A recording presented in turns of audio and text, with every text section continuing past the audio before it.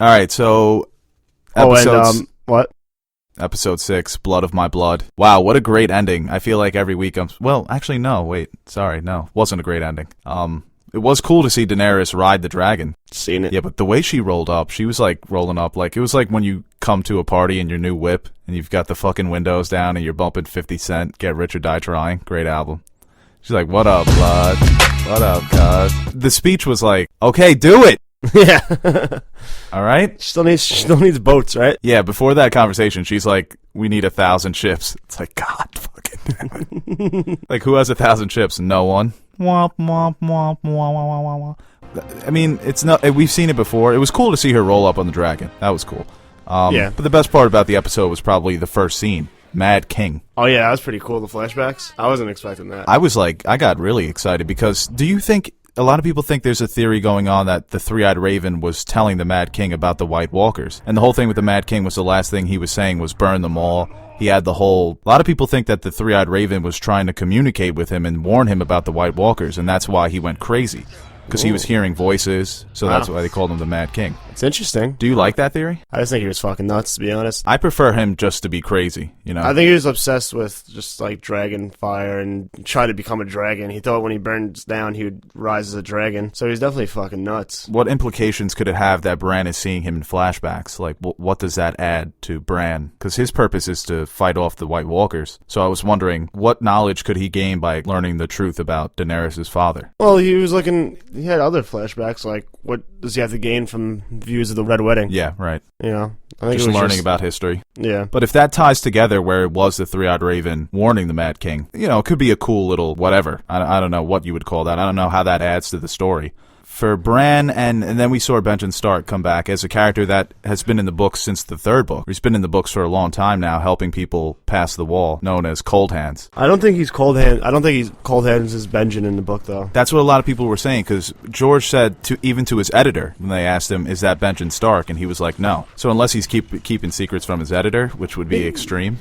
He can be trolling. So in the book, you think it's probably just somebody who's just... I honestly have no idea who it could be. I like the Benjen Stark theory. It's cool to see it on the show, but I don't think it is in the books. Because in the show, he is Cold Hands. That's who he is. Now, he died and came back to life? Is that what he said? He said he was stabbed, and like before he can turn into a white, it was children.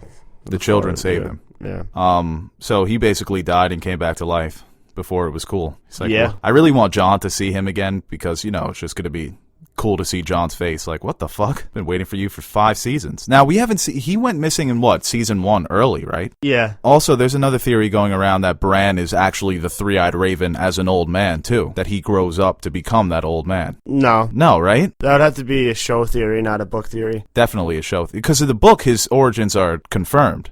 He was a Targaryen bastard, right? Yeah, I don't think that's the case. And it doesn't really make sense. Like, how would that work? That he goes back in time and does this all over again? You know? I don't mess with time travel. Yeah, the time travel is ridiculous. And I didn't even look at last episode like it was time travel. I thought it was just him manipulating the past through the memories, you know? I didn't really see that as time travel. I saw it as magic. No, yeah, it wasn't time travel. It makes more sense as magic than time travel. Time travel gets so muddled. Arya leaving the Faceless Assassins. Yeah, I think the best parts of the episode was the Arya scenes and the Bran scenes. Yeah, definitely. Well, actually, it's pretty cool, I guess. I was waiting for her to finally realize, like, she's Arya and just go back to Westeros or do something. Because there's no way she was going to stay a Faceless Man the whole fucking... That's how her story was going to end. I think she needs to not only watch out for the Faceless Man, but for the police, because she's sneaking into plays, and that's illegal. Yeah. Okay?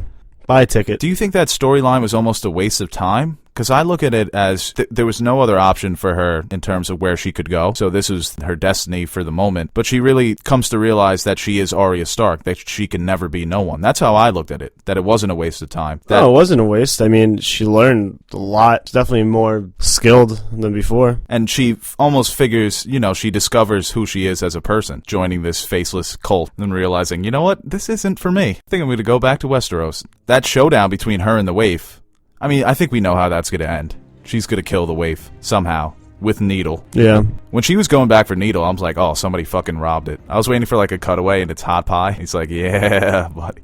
You know what would have been funny if when the dragon came and it was Hot Pie on the back? He's like, yeah, motherfucker. Why are you obsessed with Hot Pie? I feel like there's something about him that the show is not letting on, that he's going to have a big role in the war to come. Pie that was promised. He's chubby and fat. Yeah, he is fat. The Sam, I wasn't too excited. I was watching it with John last night. He's like, wait, why does his dad hate Sam again? I'm like, 'cause he's just a fat pussy. Basically, just saw it the next scene of his dad just ripping him up for just being a fat pussy. Nobody likes fat pussy. Yeah, it was. It was cool to see Randall and the Tarleys, but I really could do without Sam. Well, he's cool when he's with John. Yeah, I could do without him and Regilly just, Their story. Yeah, I could not care less. Yeah. But his dad is an asshole. I really wish one of them just, whipped out their iPhone and, showed the YouTube video of Sam killing the White Walker. Gilly does not know how to keep a cover. So you got the story, right, Gilly? Yeah, I think I got it. Just remember, don't tell him you're a wildling. Got it, Sam. First. I'm a wildling. It's going to be cool to see Sam try and become a maester, because apparently that whole the glass candle, it's used as a device where you can travel to anywhere in the world. So if Sam is able to use that, I think that could be an important weapon in the war to come. Oh, yeah. I do like Sam, though. I like him as a character, but Yeah. it's hard for him to carry a story on his own. Yeah. I don't think we're going to see much of. We've only seen them twice this season. I thought they were just going to leave Gilly and the baby there just to, get rid of them. Right. Just, all right, that's where they are for the rest of the show. No more of them. Yeah, because Gilly and the baby really don't add much to Sam. It was cool, to see Sam become a man, find a woman, start a family, but you don't have to keep him with the family for the rest of the show. Yeah, I thought when he kicked back the door down and it's like, all right, we're getting out of here. I thought he was kicking down that door and was gonna just go to town on Gilly. Yeah, that's what I thought it was. I was like, yeah, come on, Sam. Yeah, boy. He was gonna kick that door down, come here and just rip Gilly apart, but... Yeah, I don't really know what they add to the story, but I'm excited to see the Citadel. I'm excited to see that, because they're such mysterious figures in the world. No, yeah, of that's Game gonna of be Thrones. cool. That's why, go ahead to that. I think Sam's story will be interesting then, but his whole just travels and... But it was I thought it was a very good scene. Just to see Sam being berated by his father like that. You're a fat pussy and I hate you. You can't hunt. I thought the wolf's gonna make a man of you. You just came back fatter. It's and I love when he snagged the sword. That was pretty cool. Yeah. So it's just get as much Valyrian steel as we can before we have to fight these motherfuckers.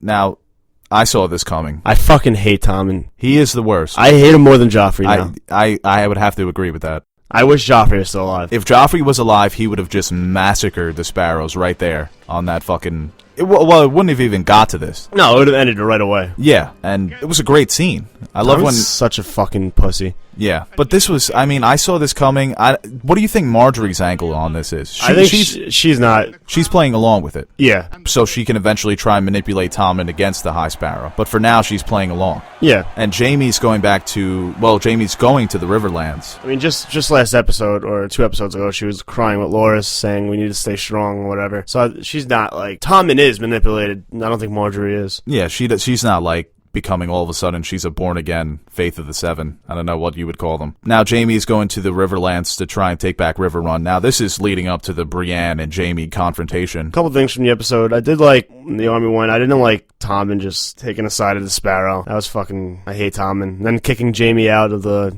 Kingsguard. That was not cool. Jaime was... And the incest scene, that was not cool either. Go back to the basics. Well, I always...